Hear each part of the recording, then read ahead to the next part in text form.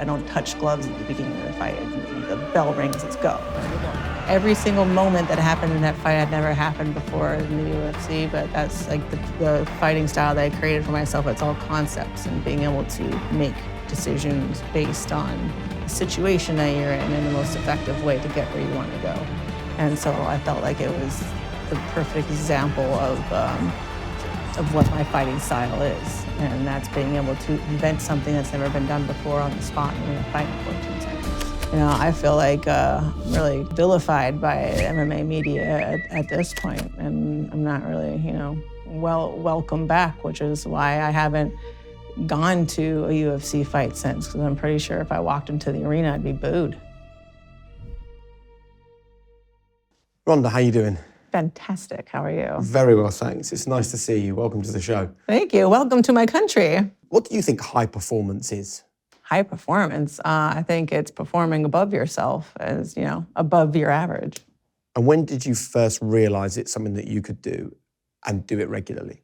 Ooh, I think it was just something that I found in competition, from doing competition, and even at a very young age. Like my mom, she would have me do like multiple divisions in a day. I would do like 3 divisions. I would do my weight and the age up, my age and the weight up, and then my weight and age. And so I would go from mat to mat to mat to mat, win 3 divisions at a time as like, an 11-year-old, 12-year-old. And so it was those kind of situations where I didn't like feel overwhelmed by it. It was more like, oh, I'm gonna win 3 divisions today. And I would get like really hyped about the challenge and like motivated by it. And I would almost perform better when it was a more challenging day with more opponents and more like higher quality opponents. And so that's when I started to realize that high pressure situations brought the best out of me. And that's why I think having a conversation now is really interesting, because you've been competing like that, pushing yourself to the limit since you were 11, as you've just described. You're a UFC Hall of Famer. You were voted the greatest sportswoman in the world in 2015. You lived one of your other dreams of fighting in WWE, but you're also now a mum. You're a retired athlete. So what and who is the person sitting in front of us today if they're not competing on a regular basis like you used to? I feel like I'm still the same person. I'm just like the other factions of my personality that other people, don't usually see at TV. So I'm a farmer. I'm a rancher. I have a regenerative Wagyu and poultry ranch, and a writer. Now I just came out with a book and now creatively writing. I have a comic book coming out soon, and I'm interning at the WME story department, learning how to write coverages for scripts and stuff like that. And I hope to be a teacher someday too. I was taught judo for free as a kid with the understanding that if you were taught for free, you teach for free. And when my boys graduate from high school in 2.5 years, and me and my husband moved to Hawaii, we plan on opening like a dojo for local kids so they can come train for free. Amazing. So you're happy? Yeah. I would say I'm happier now than I've ever been, but what's it called? I'm do very well in high pressure situations, but they really stress me out. It's a little out of high anxiety, which brings a lot of high focus and a high performance. But it's taxing, and I've been competing at the highest level for decades. So it's nice to not have that next big event looming over my head anymore. I bet. One thing that I do want to talk about is, and I know you will have discussed this in numerous interviews, is what happened with your dad. And the reason why I want to talk about this is because I, like you, have a similar, not identical experience. I lost my grandmother to suicide, right, when I was older than you would have been as a teenager. I found it a very strange emotion, because everyone on the outside who has never experienced what that's like, they kind of try and empathise with you and understand. And I don't think that they really could. And my overriding emotion was, how was your grandson not enough to keep you on the earth? And I just wonder whether you're able to relate to that kind of emotion. What was happening in your world at the time when you lost your dad? Well, I was like 8. Yeah. So, other people, I feel like they just didn't know what to say. So no one really like approached me about it or talked to me about it.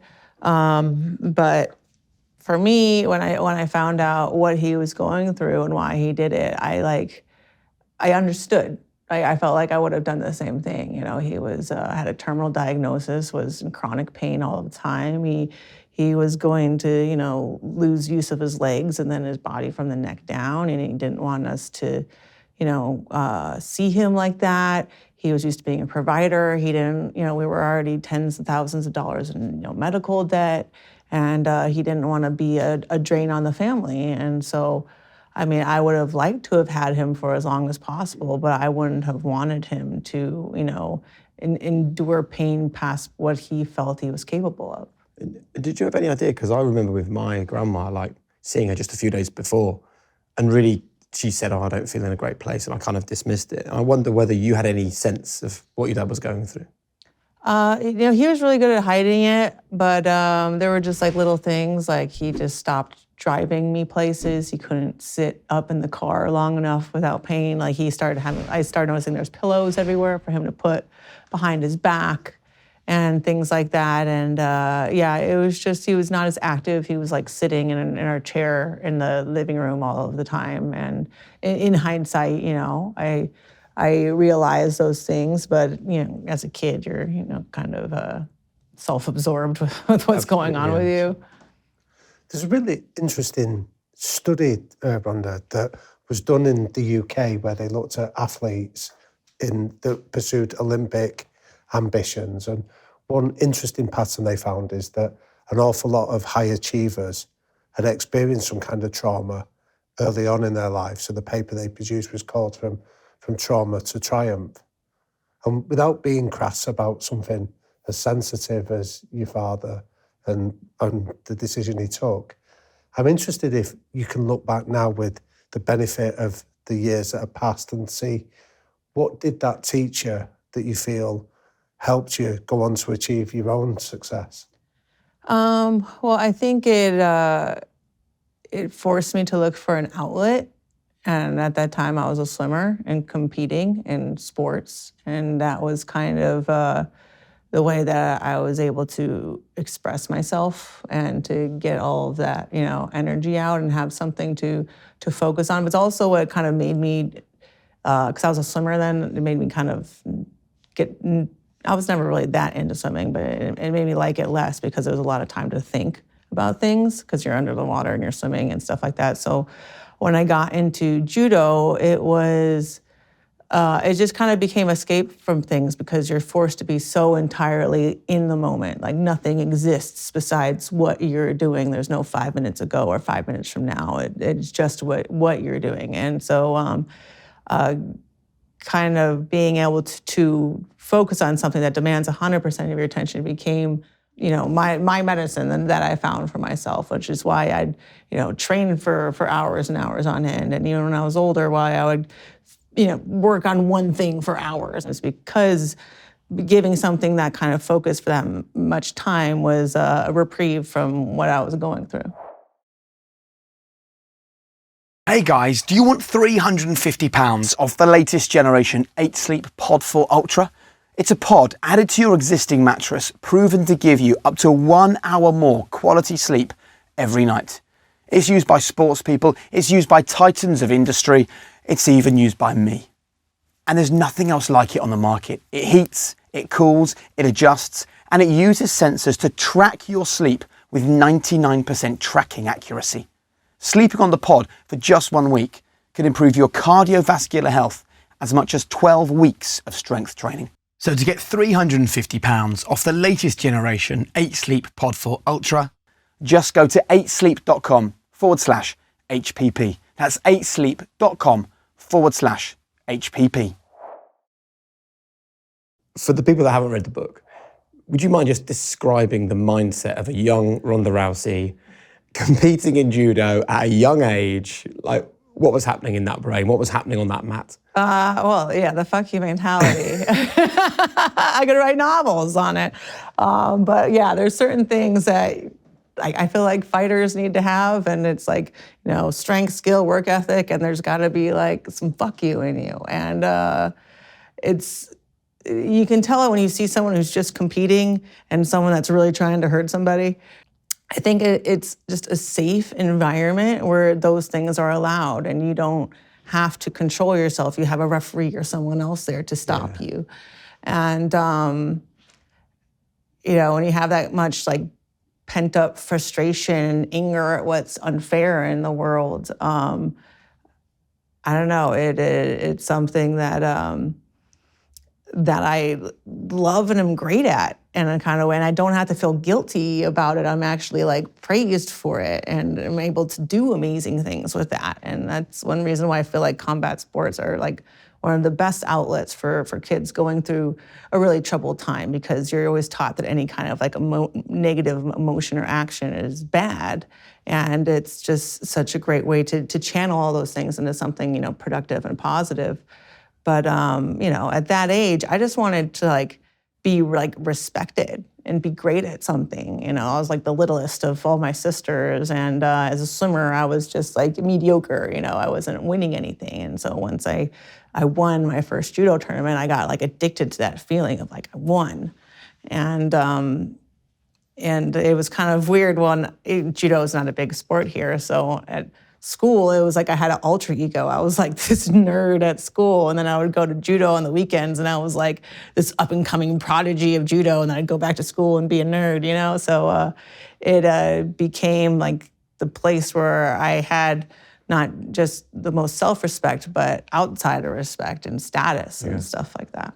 See, I'm interested to hear you talk about the addiction to winning, because I'm the son of a boxing coach, and the bits in your book that I found most painful to read were when you spoke about the relationship you had with some of those coaches. And I'm wondering about whether that addiction put you in those situations that in normal circumstances would be unacceptable, but you decided to find a way of normalizing them. And I'm interested if you tell us a little bit about those relationships. Well, I think if you're the kind of person that's willing to do anything to win, you're the kind of person that's willing to put up with anything to win. And especially in an obscure sport like judo, there's not a lot of high-quality coaches in the United States, and there's so many people vying for the very limited, you know, time and attention.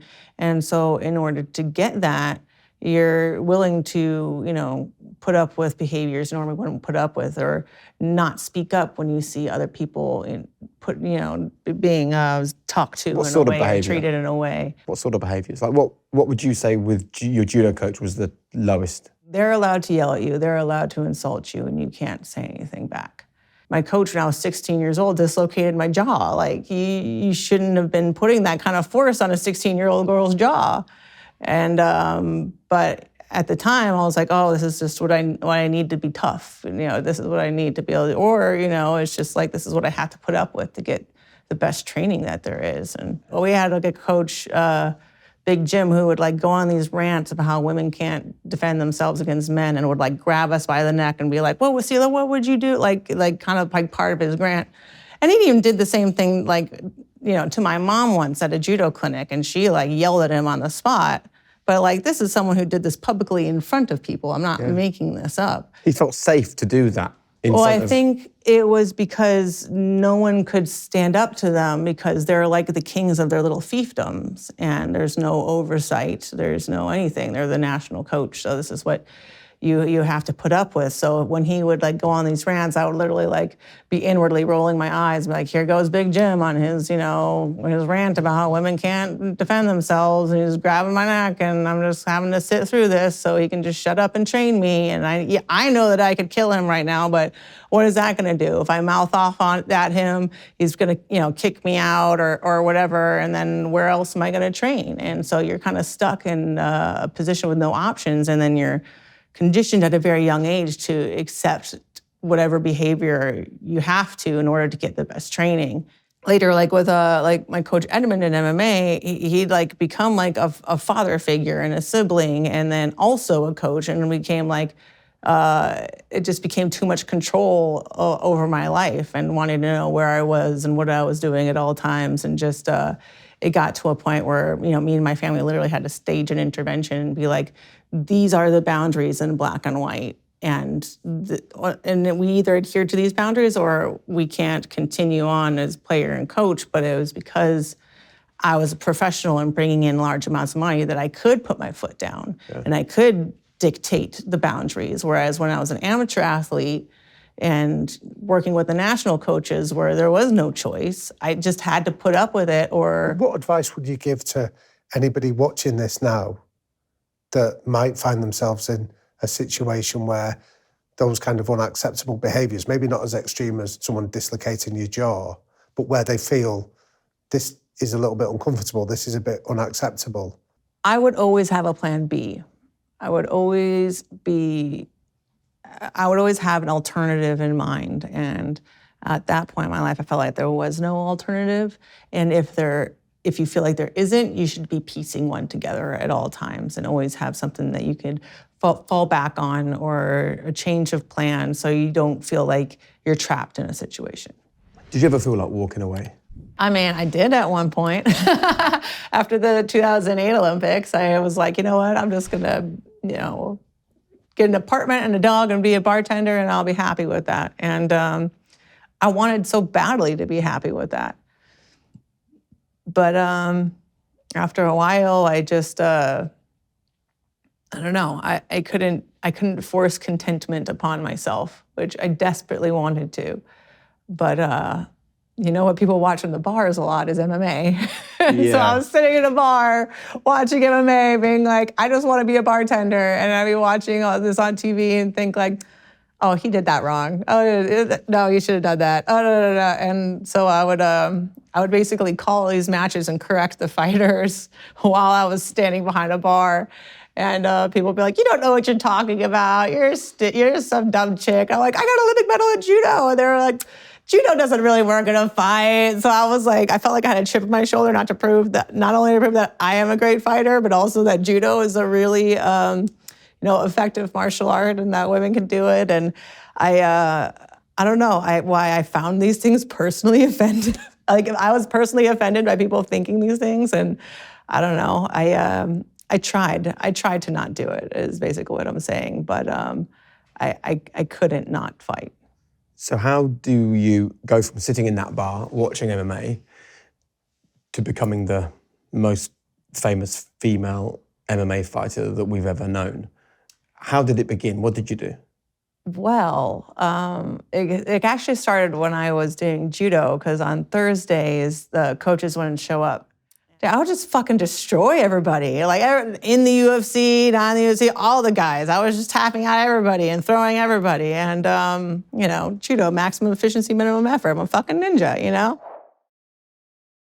Hey, just a really quick note to say thank you so much to all of our new subscribers. And if you haven't yet subscribed, why not? It means you're the first to know about brand new episodes of High Performance, and it also means we can attract incredible new guests to the show. So please hit subscribe right now.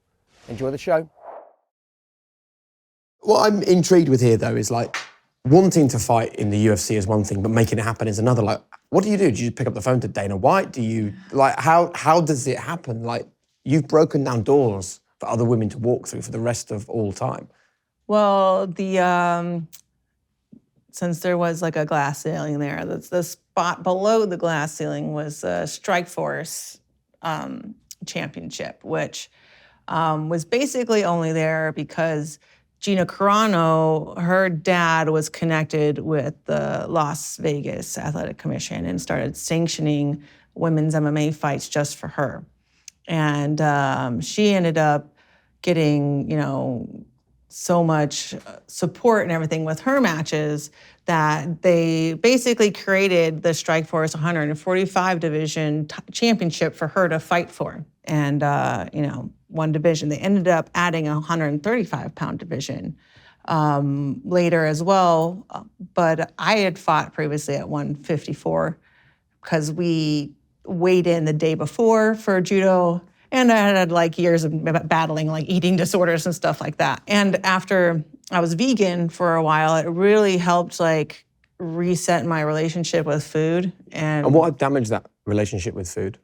It was just having to make weight on a deadline since a very young age and not doing it healthily, like you're 14 years old. You're 14 years old and you're expected to lose 5 pounds by the end of the week. I'm like, I'm gonna eat 10 cookies this morning and then not eat for the rest of the day. I wasn't getting any help. So I started to, not have a healthy relationship with food. I was training somewhere where I didn't feel wanted. The best part of my day was when I was eating, basically. And so then it just fostered a dysfunctional relationship with food. And then I was starting to do all these different kinds of training and stuff like that. Boxing really made me drop a bunch of weight. And so once I started doing MMA, my weight was dropping to where I was walking around at my fighting weight. I was walking around below my fighting weight. And then this chick, Misha, comes along and wins the 135 championship title. And I was like, oh my God, this girl's actually cute. Like, she actually looks cute. And it wasn't very common in MMA back then. And so I was like, there's an opportunity here. Like, the 2 hot chicks fighting, everyone's gonna go nuts, especially if the match is awesome and we create some drama with it. And I was just, I saw an opportunity there and I seized it. And I was really afraid of her losing if she defended against anybody first. And she was the one that I needed to beat. So then I basically started a social media campaign of I should be able to have the next title shot because I'm hot. And so then she was like all the other women at the time, playing the Miss America role of trying not to offend anybody and be as non-controversial as possible. And was saying, Ronda doesn't deserve the shot. She's never fought at 135. Sarah Coffin deserves the next shot. She'd beaten Misha before. She was a previous champion. She was number 1 contender. It makes sense. So then we were basically on an MMA podcast, we were invited to debate our points live. But can I jump in? Because I think for people listening to this conversation, there's also the context that Dana White, the head of the MMA, of UFC, had also come out and said that no women would ever fight on a UFC card. Yeah, deadpan, didn't he? He said never, didn't he? So going back to that, we got on for this podcast. I completely obliterated her in the argument, had her agreeing with me by the end of it. Match was set. But when I finally spoke to Dana, he was wearing a picture of me naked on his shirt when I met him the first time. No. And I was like, foot in the door. Is that true? Yeah, because I was on the cover of ESPN Body. And Wearing nothing. I mean, I had hand wraps. They were pink. He had that on his T-shirt when I met him. Did he know he was meeting you? No, maybe. Did you point it out? It was kind of like one of those Hi, it's Spider-Man me. memes. I was like, ah. But then I knew I was funny. I was like, can I talk to you? I need to ask your advice about something. After I was there for Manny Gamburian's weigh-in. I was holding his water bottle. Maybe he knew I'd be there. I don't know. But when I talked to him, he said he couldn't look at MMA news anywhere without seeing my name on it. I made sure to be on everybody's basement blog to speak as controversially and be as polarizing as possible. And so he couldn't escape seeing media about me constantly. He couldn't escape seeing my face on ESPN Body. And so I made it so he couldn't get away from me. So by the time that I actually coincidentally ran into him, he was primed to be convinced that I was the one. But yeah, we didn't even talk about the UFC or getting me into the UFC. I just asked his advice about different things at the time because I figured if you ask somebody for advice and they give it to you, then you become a reflection. Your success becomes a reflection of them. Yeah. So you wanted him to feel like he'd had a big part to play in what happened to you. I just wanted him to feel like he was invested in my success. Yeah. And what I'd learned from bartending is people don't tip you because they like alcohol. They tip you because they like you. And you have a very short amount of time to convince this person, I'm awesome, give me $20. And so I kind of took those skills of, how can I get this person to be my friend very quickly, along with how can I get this person to invest my success, along with how can I even get, an audience with this person in the first place and think that I'm a good investment all at the same time. Do you remember what you said to Dana? I asked him, because I was like dealing with increased notoriety and stuff like that, being on ESPN Body and stuff like that. And I asked him, how does he deal with it? How do you deal with all of this scrutiny and being in the public eye and all this stuff? It's very new to me. Very flattering. But he also gave me some great advice as well. And he said that he was in the Time magazine's ranking of most influential people. And Time magazine told him that it wasn't because the most people voted for him. It's because he had more people than anyone else write into Time magazine about how it was a terrible idea for even him even to be considered. And he said that the time and energy and influence you're having on this person's life to make them type out this long letter about why you shouldn't be on the list is a lot more influence than someone just clicking yes. And it's not. That's a brilliant judo move, isn't it? Using the momentum, Exactly. using momentum for you. Yes, and so he was saying like influence doesn't only have to be, approval and stuff like that. So, and I was like, oh my God, that's so awesome, you're so smart. No, I didn't say it like that. I was much less, patronizing. I meant it. It was really cool advice. And yeah, he said that, he told me later that after I left the room, never talked about MMA or UFC or me being the UFC at all, is that I left the room and he called Lorenzo right away and he was like, I think I'm gonna have to do this. I think I'm gonna have to sign this chick. Because we were supposed to talk for 15 minutes, we talked for like 45 minutes. Yeah, but it was just bartending, And it happened. And at this point, I want to share a line that you've got in your book about your time in UFC. You said, and this is about the kind of fighter that you were in UFC. You said a lot of people run from their limits. If you're a champion, you're supposed to be chasing your limits with a vengeance. So how did you decide what kind of fighter to be? And because I look at your time as a fighter in UFC and just think you were like a whirlwind from minute one till the exit, constantly fighting, constantly doing the media, constantly keeping people on their toes. How do you describe your approach to UFC? How I would describe it, I guess it was just the way that I fought, which had to just be constant pressure and offense to constantly keep the other person reacting to me. Because if I'm standing over here and you're standing over there, then the amount of things that you could do is near infinite. But if I'm doing something to you, the amount of reactions you have to that are much more finite. Yeah. And so if you watch me fight, I'd never like reset and bounce around and then come back in again. It's all one long exchange. I don't allow the other person to reset. I don't touch gloves at the beginning of the fight. The bell rings, it's go.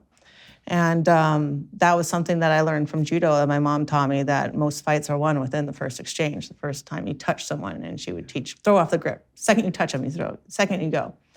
Because other people need a moment to get ready, and that's the moment that you take them out. And plus, I had to have a bunch of fights in one day. You're trying to be as fresh as possible for the finals, so I was always trying to finish quickly, as fast as I could.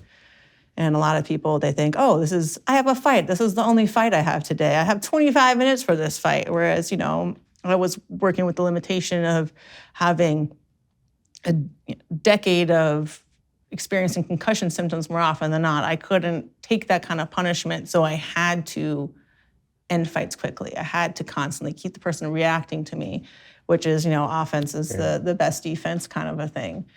And so that was the way that it had to be, but it also forced me to create the most efficient fighting style that I think has ever existed. You mentioned really briefly there, not getting hit was important for you because you were experiencing concussion symptoms. Would you mind just sharing that story with people that haven't read the book and don't realize actually what was going on in your world at that time? Right. Well, there wasn't a lot of research about CTE and long-term effects of repeated concussions when I was a kid. And so it's the kind of thing, if you had a concussion, you would just be told to push through it, and to tough it out, and to don't be a wuss. And so if you keep training through a concussion and keep taking these impacts over and over again, you re-aggravate it over and over again. So a concussion that if you just rested afterward, you would probably get over it in a couple of days. I would keep experiencing those symptoms for weeks, even months on end. What symptoms? Symptoms like photovision, like spots in your vision, like someone took a picture of you, headaches, nausea, numbness. I would get like my fingers, my lips, and my tongue would get numb. Even blacking out. You can even black out on, for hours. I think my worst concussion, I got thrown on the back of my head at the finals of the Pan American Championships in Argentina. And I completely blacked out from the fight until I woke up the next morning. I lost that whole chunk of time. And, these are things that I didn't rest after that. I kept training after that and kept taking falls and impacts every night until weeks later, I finally started to feel better. And so every time you get a concussion, it's easier to get the next one. And so by the time I got into MMA, standing in the pocket and banging it out like a Diaz brother was just not in the cards for me. Like any significant strike that was landed on me, I would end up seeing stars and getting concussion symptoms afterward. And so I was playing a game of zero errors from the very beginning. And even though my fights are very fast, there's 50 rounds of sparring that goes into every fight. And so then it started to be that hits that were less and less significant were starting to give me concussions. And then right before my first loss, I slipped down the stairs and knocked myself out on the stairs while tearing my knee out at the same time and went into that fight already concussed. And then, after that match, it was like a tipping point where even like a jab, a slap would give me a concussion.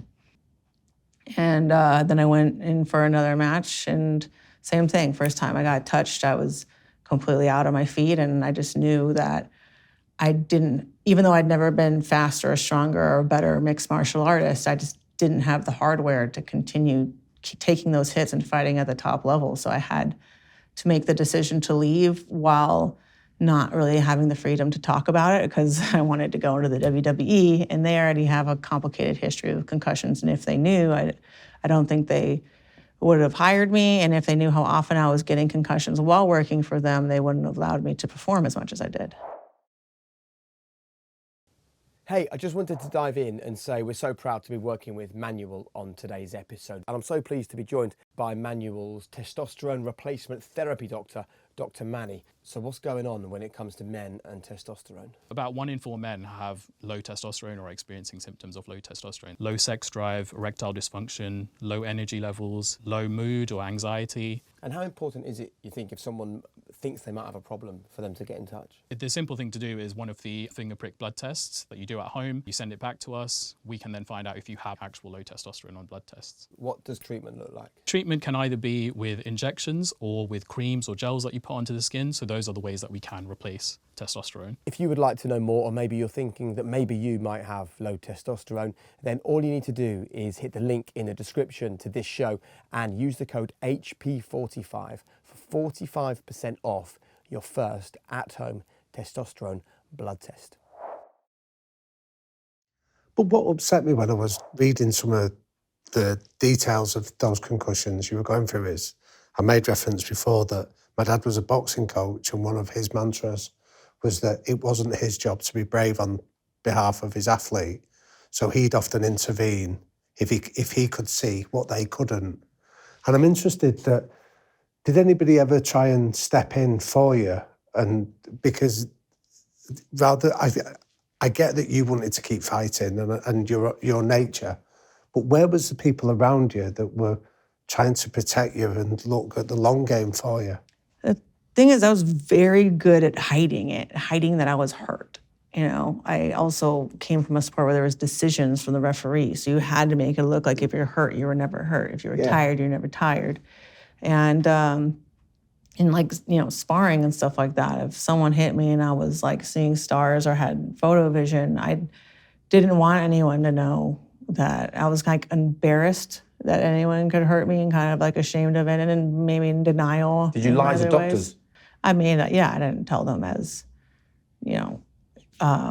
I certainly didn't say I was going in concussed to a fight when I was, They're like, how are you feeling? Fine. That's the end of the questioning. I did ask Edmund if he ever noticed anything, and he said, now that I'd spoken up about it, he was like, you know what, you would go to the locker room. Like there was like a small little locker room with just a shower and a bench, and you would shut yourself in the locker room and turn off the lights, and you would say the lights were bothering you.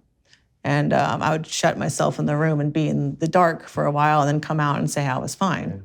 Does it worry you now? Because we know so much about head injuries and concussions and stuff. Is it something that you've thought about, or do you not?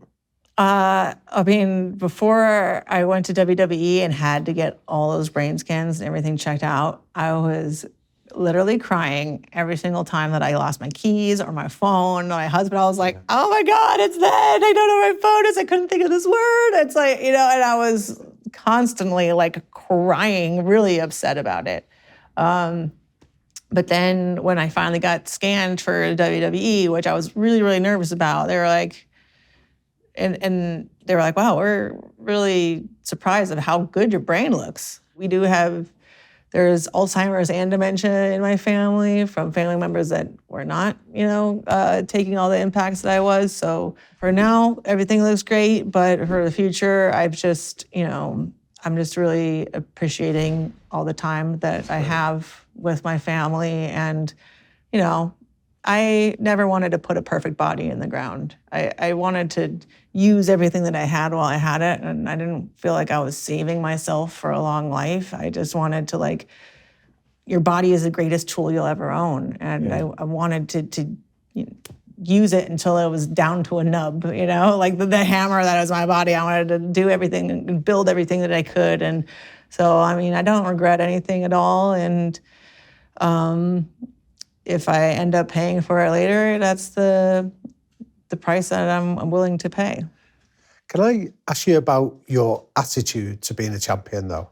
Sure. Because there's an ability. Yeah, well, I think there's a really interesting analogy that you use about watching a documentary of a polar bear. The polar bear. I was gonna say, you're not to say the polar bear. Fuck yeah, tell me about the polar bear. No, you tell us about the polar bear. Go on. So the polar bear. Well, this is so funny coming from me because I'm a woman. But I was watching this documentary about polar bear, and it was basically saying that at the beginning of the breeding season, the male polar bear will find a female and basically fend off any other males that come for the entire breeding season. And it starts off and he's looking all white and fluffy and all jacked from eating seals. And every single male that comes, he's got to fight again and again and again and again. And he can't go to eat and he can't rest. He can't anything. All these other male polar bears are all eating seals and coming in all fresh. And this guy has been fighting for weeks. And as it goes on, his fur is like covered in blood and he's like really thin and emaciated. And by the end of the breeding season, he's like, okay, bye. And then the girl polar bear goes off. But I always thought that's what a champion looks like. You're defending the top of the mountain and you don't wait until it's the optimal time for you when you're feeling great. You defend against all comers at all times. How much pride do you have when you reflect on that period where there's no question, it's undeniable that you were being put under huge pressure by UFC, by Dana White to keep fighting. You were the girl that always said yes, you were always there, you were always accepting any fight that came your way. You must be so proud of what you managed, the places you managed to take yourself to in that period. Yeah, I am. I mean, now more in hindsight, it's just so in it at the time. That's why I got this tattoo. This is how many seconds it took me to win all my fights. Go on, read them out. 26, 57, 25, 25, 49, 25, 39, 267. That was Still not. Never. You don't much have to make chance excuses for okay, that, by the way. Sorry. Oh my goodness, you still won the That fight. was still in the first round, all right? All right. 267, 54, 289, 658, 66, 16, 14, and 34. And which of all those numbers are you most proud of? 14. Talk us about that. Well, I was against Kat, who was actually my only opponent, who I still keep in contact with. I think she's fantastic. She actually came out with a flying knee. She just came out right at me, which I was like, balls, good on you. She came out with a flying knee. I sidestepped. She got me in a headlock, and she was taking me down with a headlock. And it was only because of all the years of judo and knocking myself in the head, giving me all those concussions, that I had a round off of my head to get. She was on her all fours, and I had been practicing this armbar, and I basically looped my arm through backwards. But I'd been practicing it the other way around, so I did it for the first time ever upside down. In 14 seconds at Staples Center in my hometown. Yeah, every single moment that happened in that fight had never happened before in the UFC, but that's like the fighting style that I created for myself. It's all concepts and being able to, not reciting things that you memorized, but being able to make decisions based on the situation that you're in and the most effective way to get where you want to go. And so I felt like it was the perfect example of what my fighting style is. And that's being able to invent something that's never been done before on the spot and win a fight in 14 seconds. And it's still the fastest ever title submission in history. Thank you. Thank you. Go on, I'll join you in that one. Thanks. I was interested in a concept. I don't know if you're familiar with something called the Deschapelle coup. And what it means is there was a guy, I think it's in the 18th century, that when he used to play chess, I thought you meant Dave Chappelle. No, not Dave Chappelle. No, the Dave Chappelle. And so when he would play chess, he would always have to give his opponent an advantage, because psychologically, what that meant was if he was defeated, he almost had the safety net of going, "You only beat me because you started at an advantage." Whereas if he won, it was a sign of his own superiority, that even though I handicapped myself, I was still able to come out on top. And you don't refer to it as that, you refer to it as the contender's luxury, where you were going up against these women that were almost had advantages over you. They didn't have to drive the PR machine. They weren't the ones that were under the weight of expectation that you were experiencing. And I'm wondering if you'd tell us a little bit around how you used the contender's luxury or the Deschapelle coup to your advantage. Well, I think it was more, I knew it was never going to be fair, and I was winning unfair fights all the time. And it was that you had to be the best, not just the best on your worst day, but you have to be able to win every match twice on your worst day. And which is, what my mom taught me at a very young age, of not wallowing in self-pity if a call doesn't go your way or something, you get screwed over in a match, and she'd be like, "It's your fault, you lost, who cares, the referee screwed you over. You had 5 minutes to throw that girl and you didn't. Well, you already threw her, you didn't throw her twice." And so it just reminded me that I'm not supposed to just be better, I'm supposed to be leagues better.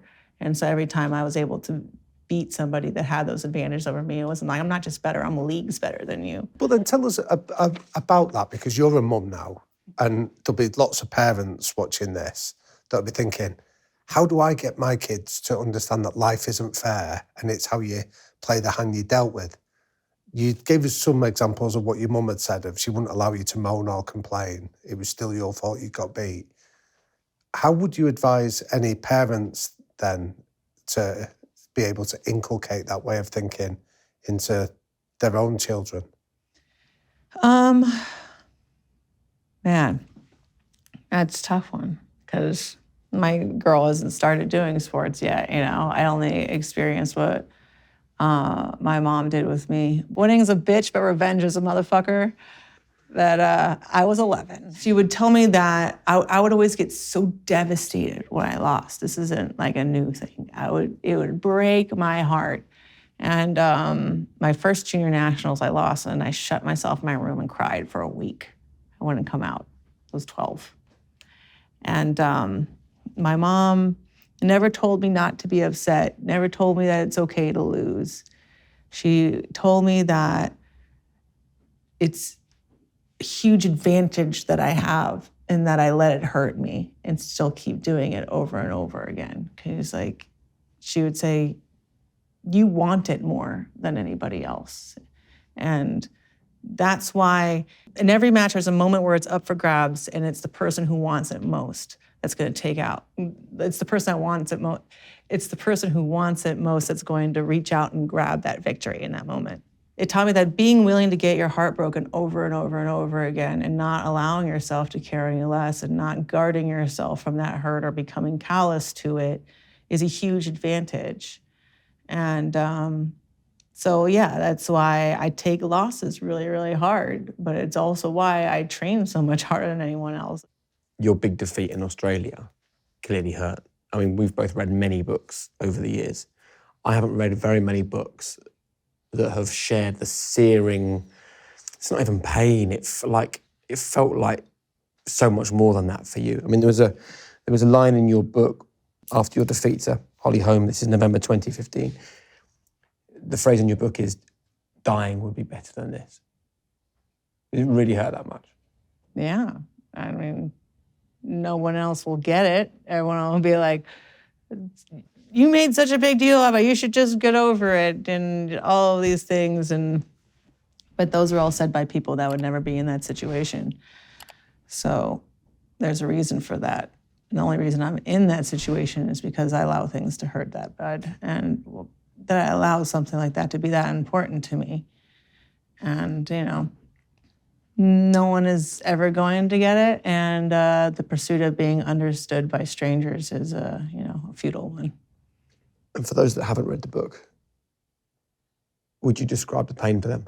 I didn't want to leave my house. I didn't want to do anything. And my husband now, boyfriend then, was like, you got to leave the house. It's been 2 weeks. I'm like, no, I am Gollum. I live in the house. And he's like, no, just get coffee. Let's just go get coffee. Drags me out of the house to get some coffee. All the paparazzi that have been camped outside of my house show up, start snipping away.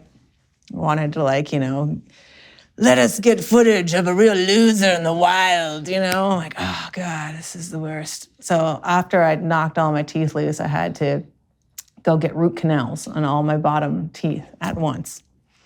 And I'm literally sitting there after getting shot by paparazzi all morning, getting 4 root canals at once, being forced to watch a television, I can't talk. And on TV comes TMZ Sports. Ronda Rousey comes out of hiding, and it's this footage of me, and footage of me getting knocked out on repeat while I'm getting my teeth drilled into, getting 4 root canals at once. Can't talk, fucking stuck into the seat, and being like, this is the darkest timeline. I am in hell right now. This is the worst. And it was so bad that I was literally laughing to myself. I was like, this is the humor of the universe just trying to kick me while I'm down. 4 root canals while watching your humiliation play out on TV for millions. It wasn't fun. And how much of that pain do you still feel today? Not the root canals. Not the root canals. I took the nerves out. Yeah. Now I just kind of laugh at it. Also, just kind of it's just dulled over time. Yeah. But it's kind of I don't know. It used to bother me a lot how much people reveled in it and how much people enjoyed it. But now I'm just. Did they revel in it? Yeah, they did. You know what I struggled with a bit around this time was I was reading the book written by someone that had been the greatest. They had won their fights, as you've just read on your arm with your tattoos, so quickly. They dominated so brilliantly. They had promoted the sport so wonderfully. No one had ever done it before. That one defeat didn't take away all of that success. And I struggled reading the book thinking, why did you allow that defeat to define you so much when what had gone before was many, many, many more times over success? I think I had it in my mind that I had to make me being the greatest fighter of all time, undisputable, something that couldn't be disputed even by the biggest idiot. Yeah. And then it got to the point where everyone thought that I was exposed and a fraud and all hype, and that everything that I had done had meant nothing. I had to go back and watch some of my old fights because I got into screenplays and stuff, and someone asked me to write my own biopic screenplay. So I was like, all right, why not? I'll give it a crack.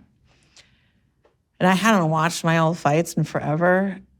God damn, so fucking good. And I don't even want to say, every single little motion was like fucking mwah. And I was like inventing all these little things in the moment that like someone who doesn't know fighting wouldn't even realize how awesome it was. Like I would backflip around somebody's guard, or like flip from one side of the side control to the other, like these little things. Like there was one fight where I stacked this chick with her legs, with my arms one way, and then came around backwards around her guard, and then like trapped her arm with my shin without looking at it. And just like little things that people that sit around watching UFC's greatest knockouts over and over, they're not gonna realize how like brilliant like every little iota of movement was.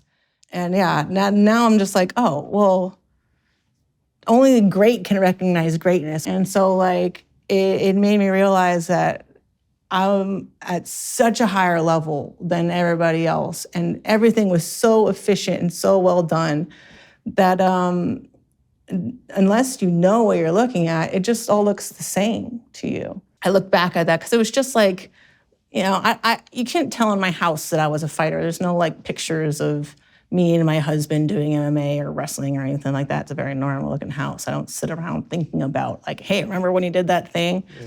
And so when I was forced to go back and look at it, I was like, God damn, you're the fucking greatest. And I'm so fucking proud because I was forced to go and look at it. I don't wake up and think it. But when I watched it, I was just like, damn. But what strikes me there is like the mental space you had in the moment to be able to think 2 or 3 steps ahead of in terms of I'm going to need this arm in a second to do that. But it also strikes me that you had the mental space to actually stop and go back and look at your fights afterwards.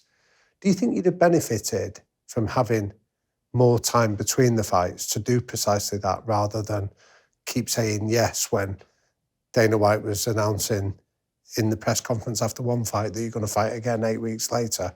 Do you feel if you'd have learned to say no to the demands and give yourself that space, you could have extended your career? Well, I didn't learn to say no. I didn't learn to say yes. I made a deal that you bring me into the UFC, I will be your fucking girl. I will fight whenever you need me to fight, whoever you need me to fight, and that was part of the deal. And no, I don't wish that I reneged on my deal, and I am happy that all the women after me don't feel beholden to that he took a risk on me. In hindsight, it looks like it wasn't a risk at all, but it was a huge risk at the time, especially with MMA already being illegal in several states.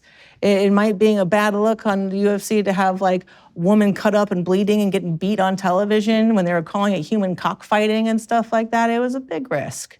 And so, no, I don't regret promising to do that, and I don't regret, making good on my promise. Let me ask you this. Did you leave anything on the table at the end of your UFC career? No, I literally left when my body couldn't fight anymore. You know, I gave it every single iota of my being that I had, and for a lot of people, that wasn't enough, but for me, that's the only thing that would be enough. You said in your book, my body took as much as it could until it broke, and they hated me because I didn't have more to give. Pretty accurate in my mind. They hated you because you didn't have more to give. Well, you didn't experience it, but yeah. Explain that. Explain what it's like to have everyone hate you. But what? Surely they were saying, you know what, you've done everything. Like I can't think of a champion that gave more than you. So why were people not able to go at that point? You know what, you've given your everything. I don't know. Ask the MMA media that. They're the ones saying it. What were they saying then?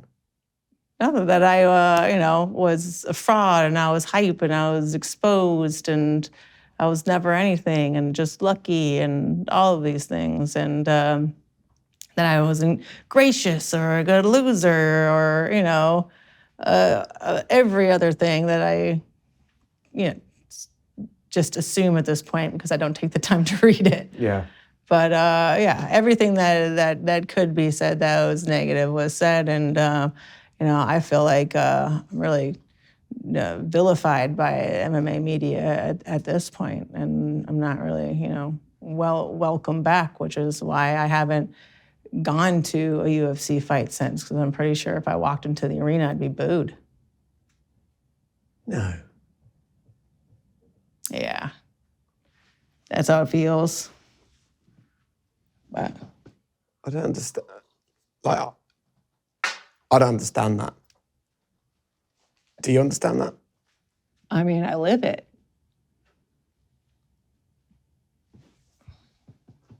And why does that bother you? Why? I guess I wish it didn't. But, I gave them everything I had and it wasn't enough. But that's why a lot of people don't give everything that they have, because they don't want to face if it wasn't enough. But I realized it was enough for me, but not for people on the outside. But it really wasn't for them. I've never experienced anything like you, but in a much smaller world, back in the UK, I've had loads of shit and criticism that feels unjust, and it's given me the hardest, most difficult things I've ever been through in my life. And if it wasn't for my family around me, I would have really struggled. But I think that I see it differently to how everyone else sees it. And when I speak to others about it, they go, no, I don't really. And I'm like, well, no, I've lived it. I know that that's what I've had. Because I've read the fucking messages. and I wonder whether I'd almost say the same to you, not to trample all over your lived experience, but you would have seen the negative and the horrible. But there is so much great and so much love out there for what you did. I'm sure it's out there. I'm just saying that, and I appreciate it, but specifically in the MMA community, I feel like not so much.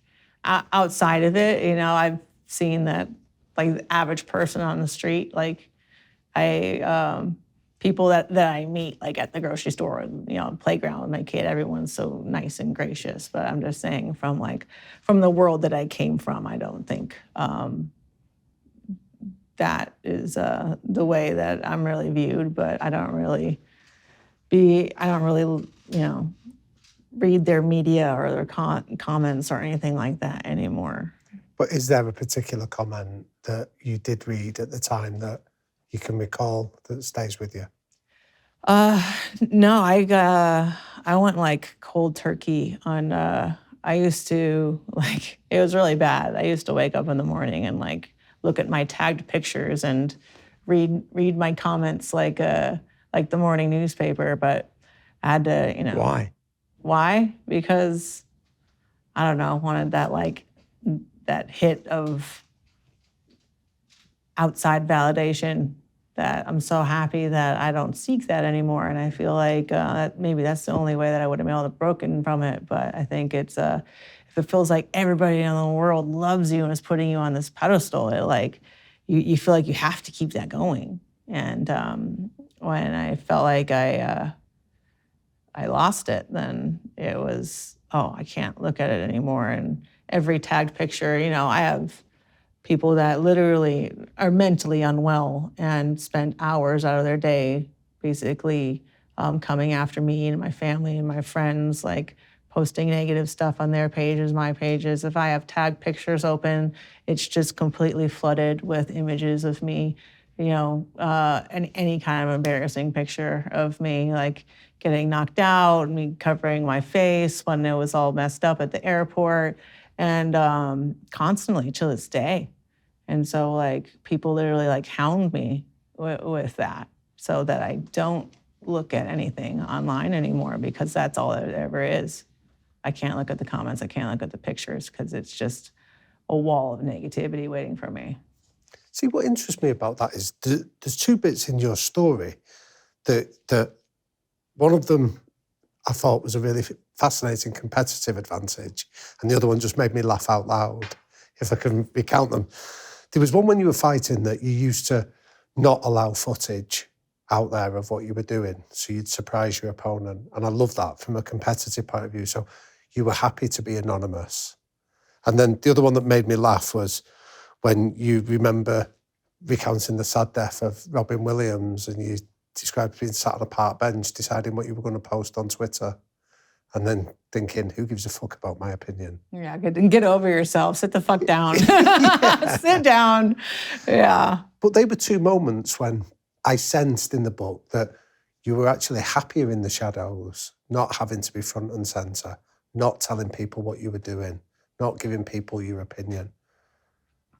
Well, I was forced to realize the difference between outside validation and things that are validating in themselves. And I realized that I was like pandering to people after a while, like getting attention to MMA and what I was doing. It was for promotion, it was for a purpose, it was for what I was doing, and it kind of got out of control to the point where I was constantly looking towards that. And my outside perception became intertwined with my, my perception of myself. And once I was kind of forced to quit that cold turkey and just be in my day, I realized that I get a lot more satisfaction out of cleaning the algae out of a duck pond and watching my ducks get like, oh my God, this is the best ever, than being on a red carpet and then getting a bunch of hot pictures taken of me and putting it on my Instagram and like watching the likes go up to the millions, It was, but I feel like I wouldn't have ever, ripped that Band-Aid off if I wasn't forced to. And we can't come towards the end of this conversation without talking about your husband. I mean, I think one of the most moving parts of the book is when you just had that defeat and you're sitting there and you beautifully describe how no one really knew what to do apart from one person who was just staring at you, and you felt like without even a word being said, he had your back. And that moment when Travis whispered in your ear, like, you've always been more than just a fighter. He obviously is a wise guy, and I'd love to know what you think he's done for you that's been so important. Oh God, he's like, we saved each other. But what he did, I think he just always saw me as more than the fraction of myself that everybody else wanted to see. And I don't know, he's like, I tell him all the time, it was the best thing that ever happened to me, because it wasn't just him. He gave me like a family and I don't know, like real love. And I mean, I could go on and on about him all day. I don't know what else there is to say besides that, like, I feel like more at rest and recovered when he's around, I don't ever feel like I have to be alone and to have my time, like our time is my time.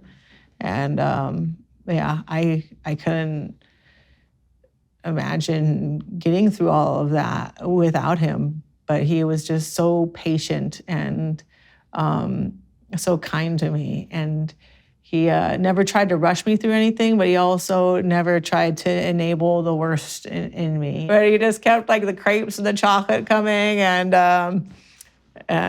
I was just like into like smoking a bunch of weed and playing World of Warcraft, and he was just like, I'll get a World of Warcraft account too. Okay, I'm gonna run raids with you, and he's gonna help me get like all these mounts, and he like went through it with me, and he didn't try to like rush me through being depressed or anything like that, but he also didn't let me wallow in it. Do you believe him now that you're more than just a fighter?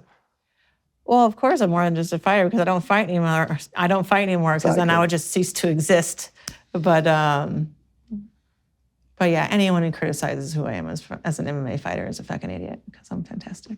We've got some quick fire questions before we let you go and join your sisters in the bar. What are the 3 non-negotiable behaviours that you and the people around you would ideally buy into? The sort of 3 things that really matter the most to you. Oh God, honesty, I guess. Gratitude's one. Yeah, Tolerance. great. Be a third. What advice would you give to a teenage Ronda just starting out? I don't know, because I don't want to mess with my timeline. I'll just be like, you're gorgeous. You're so beautiful. You're so much prettier than you think you are. I get like a lot of, insecurity about that. But everything else, I'd be like, oh, you just got to figure it out. I don't know. What's your biggest strength? What's your greatest weakness? Oh, God. My biggest strength is stick-to-itiveness. My biggest weakness is stick-to-itiveness. What's the single best piece of advice you've ever received and why? Oh, Lord. Best piece of advice.